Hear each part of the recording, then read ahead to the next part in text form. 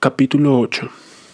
Aunque solo me dijera a mí mismo que solo buscaba una presencia que sirviera de blanco para mis tiros, un podófeo superlativo, lo que realmente me atraía en Valeria era que imitaba a una niña. No lo hacía porque hubiera adivinado algo en mí, era sencillamente su estilo, y sucumbí a él. En realidad, ya andaba cerca de los 30. Nunca llegué a saber su verdadera edad, porque hasta su pasaporte mentía, y había perdido su virginidad en circunstancias que variaban según su estado de ánimo rememorativo. Por mi parte, yo era tan candaroso como solo un pervertido puede serlo.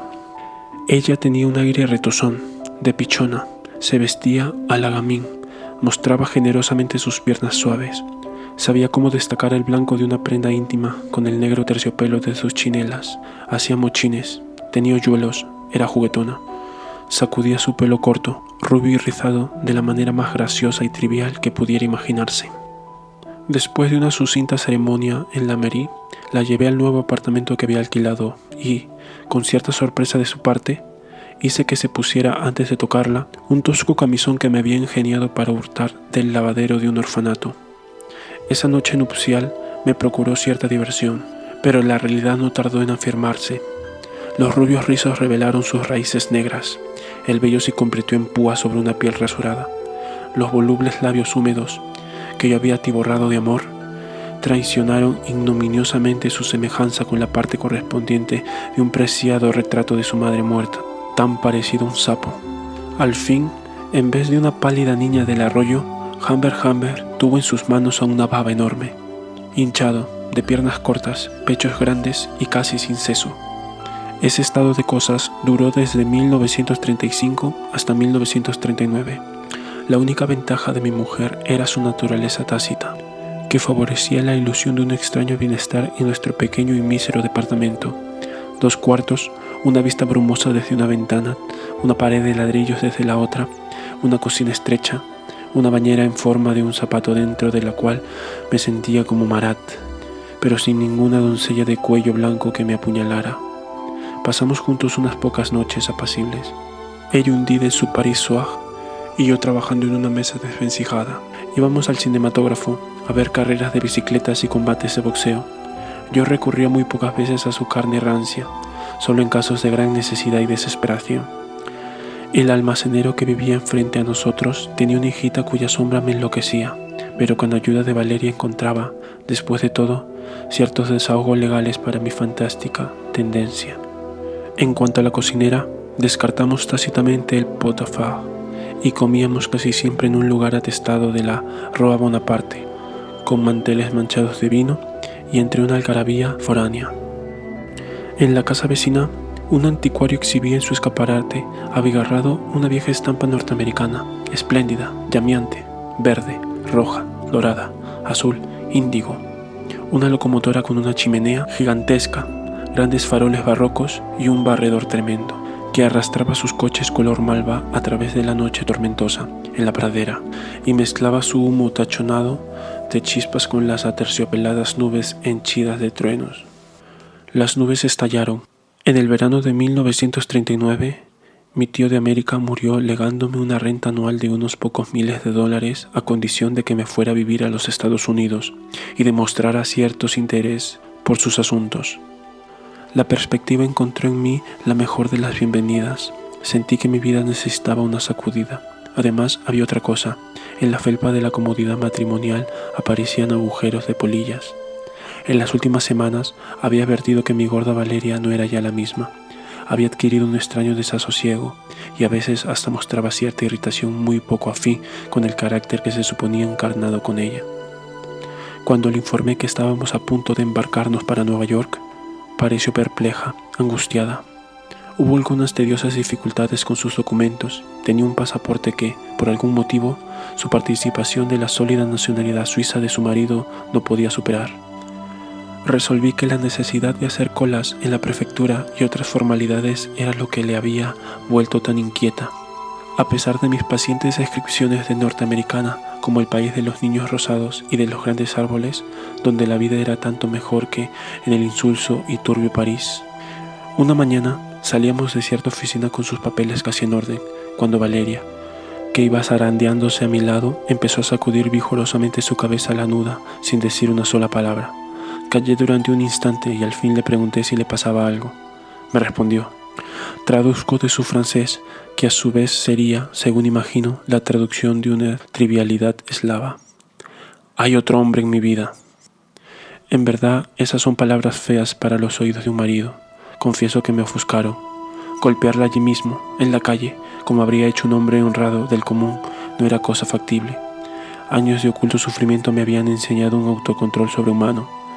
Le hice subir, pues, a un taxi que se había deslizado de manera invitadora a lo largo de la acera durante algún tiempo, y en esa relativa intimidad sugerí que aclarara su tremenda revelación. Una furia creciente me sofocaba, no porque sintiera un afecto especial hacia la figura ridícula, Madame Humbert, sino porque los problemas de unión legales solo podían resolverse por sí mismos, y ahí estaba ella, Valeria, una esposa de comedia, preparándose a disponer de mi comodidad y mi destino. Le pregunté el nombre de su amante.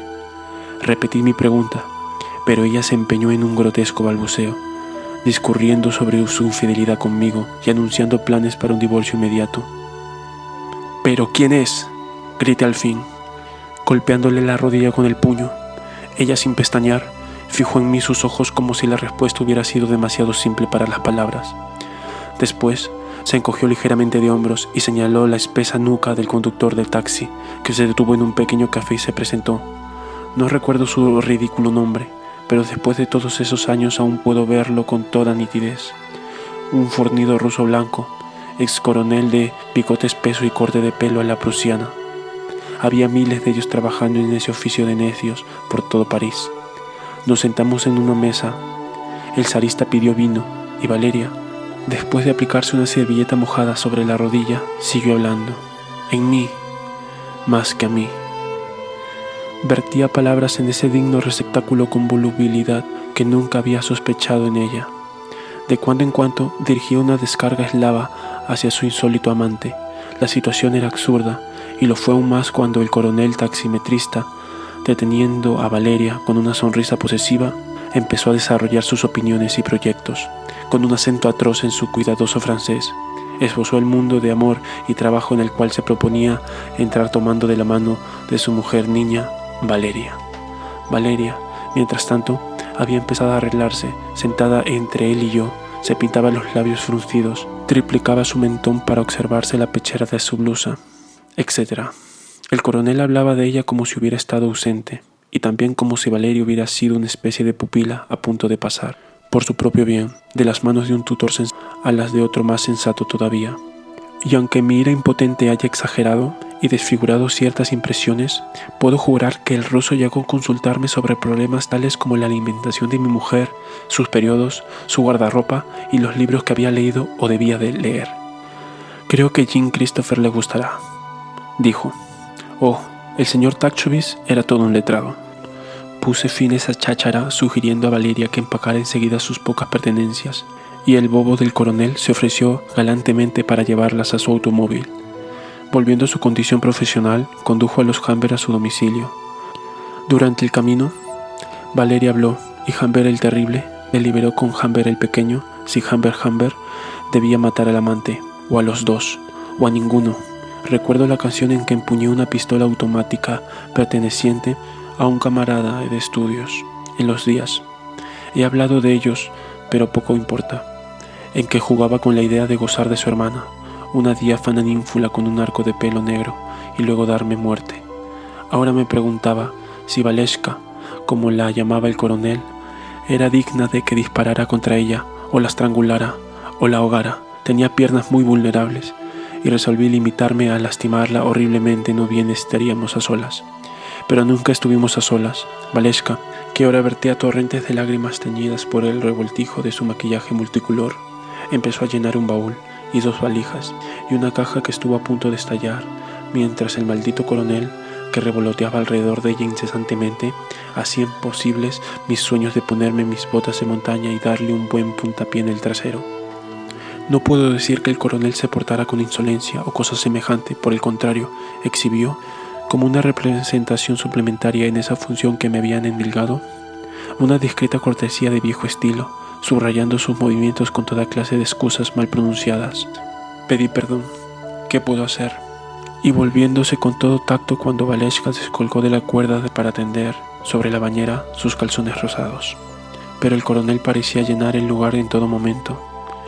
El pícaro, ya acomodando su persona a la anatomía de un sofá, ya leyendo un periódico en mi silla, ya desatando el nudo de un cordel, ya enrollando un cigarrillo, ya contando las cucharaditas de té, ya visitando el cuarto de baños, ya ayudando a su muñeca a envolver el ventilador eléctrico que su padre le había regalado, ya llevando a la calle su equipaje. Yo me senté a medias apoyado en el alféizar de la ventana, con los brazos cruzados, muriéndome de odio, de hastio. Al fin, ambos estuvieron fuera del trémulo apartamento. Seguía resonando en cada nervio mío la vibración de mi portazo a sus espaldas, pobre sucedáneo del revés que debía haberle dado en la mejilla, según las normas del cinematógrafo. Representando torpemente mi papel, me precipité al cuarto de baño para comprobar si se habían llevado mi agua de colonia inglesa.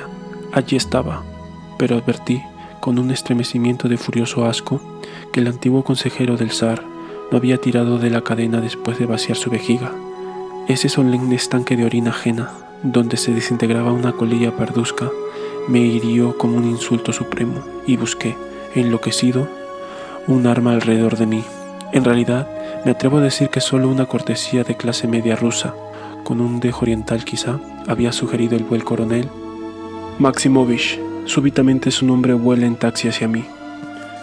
Persona muy formal, como todos los de su condición, que encubriera sus necesidades privadas con un decoroso silencio, como para no humillar la pequeñez del domicilio de su huésped, con el fregor de una impetuosa cascada, al cabo de su propio chorro aminorado. Pero todo ello no pasó por mi mente mientras exploraba la cocina, rugiendo de rabia, en pos de algo mejor que una escoba. Al fin, abandonando la busca, salí de la casa con la heroica decisión de atacarlo a puño limpio. A pesar de mi vigor natural, no soy un púgil, mientras que Maximovich, bajo, pero de hombros anchos, parecía hecho de hierro. La calle desierta, donde no quedó más rastro de la partida de mi mujer que un botón de vidrio arrojado al arroyo, después de permanecer durante 3 innecesarios años en un estuche roto, evitó que me sangraran las narices, pero no importa, tuve mi pequeña venganza a su debido tiempo. Un hombre de Pasadena me dijo un día que la señora Maximovich de Soborovsky había muerto al dar a luz en 1945. De algún modo, la pareja había ido a parar a California, donde se había prestado, a cambio de un salario excelente, a un largo experimento ideado por un distinguido etnólogo norteamericano. El experimento consistía en observar las reacciones humanas y raciales a una dieta de bananas y dátiles, en una constante posición de 4 patas. Mi informante, un doctor, juró que había visto con sus propios ojos a la obesa Valeshka y a su coronel, por entonces con el pelo gris también muy corpulento, gateando diligentemente por los bien barridos suelos de una serie de cuartos muy iluminados. Frutas en uno, agua en otro, esteras en un tercero, etc. En compañía de otros cuadrúpedos alquilados, escogidos entre grupos indigentes y desesperados. He tratado de encontrar los resultados de esas pruebas en la revista de antropología, pero parece que aún no se han publicado. Desde luego, se necesitan de algún tiempo para que fructifiquen esos productos científicos. Espero que se publiquen ilustrados, con buenas fotografías, aunque no es muy probable que la biblioteca de una cárcel albergue obras tan eruditas. El libro que me veo limitado en estos días, a pesar de las gestiones de mi abogado, es un claro ejemplo del absurdo eclecticismo que gobierna la elección de libros en las bibliotecas carcelarias. Tienen la Biblia, desde luego, y Dickens. Un ejemplar antiguo, Nueva York, Lillingham, 1887, El tesoro de la juventud, con algunas bonitas fotografías de Girl Scouts, con pelo color de miel, en pantalones cortos, y El anuncio de un crimen, de Agatha Christie. Pero también tienen coruscantes fruslerías, tales como Un vagabundo en Italia, de Percy L. Stones, autor de Vuelta a Venecia, Boston, 1868, y Un quién es quién en el teatro relativamente al día, 1946. Actores, productores, autores, fotografías de escenas. Examinando el último volumen, di con una de esas coincidencias que los lógicos abominan y los poetas aman. Transcribo casi toda la página. Pine Ronald nació en Lundy, Massachusetts, 1922. Estudió arte escénico en Lismore Playhouse. Derby, Nueva York. Se inició en Fuegos de Artificio. En su vasto repertorio figuran A 2 cuadras de aquí, La muchacha de verde, Maridos mezclados, Toca y vete, El encantador Juan, He soñado contigo. Quilty Clare, dramaturgo norteamericano, nació en Ocean City, Nueva Jersey, en 1911. Estudió en la Universidad de Columbia, se inició en la carrera de comercio, pero lo abandonó por el arte dramático. Es autor de La pequeña ninfa, La dama que amaba los relámpagos, en colaboración con Vivian Dark-Blom, Era oscura, El hongo extraño, Amor paternal y otras piezas. Son notables sus abundantes producciones para niños. La pequeña ninfa viajó 22.000 kilómetros y se representó 280 veces en su rumbo hacia Nueva York. Hobbies: autor de carreras, fotografía, animales domésticos. Quine Dolores nació en 1882 en Dayton, Ohio. Estudió arte escénico en la American Academy. Actuó por primera vez en Ottawa en 1900. En 1904 debutó en Nueva York con Nunca hables a extraños. Desde entonces reapareció en Sigue una lista de obras. Cómo me retuerce con dolor desesperado la lectura del nombre de mi amada, aunque atribuido a una vieja bruja. ¿Acaso también ella pudo ser actriz? Nació en 1935. Apareció, abierto el desliz de mi pluma en el párrafo precedente, pero no lo corrijas, por favor, Clarence. En El escritor asesinado, oh Lolita mía, solo puedo jugar con palabras.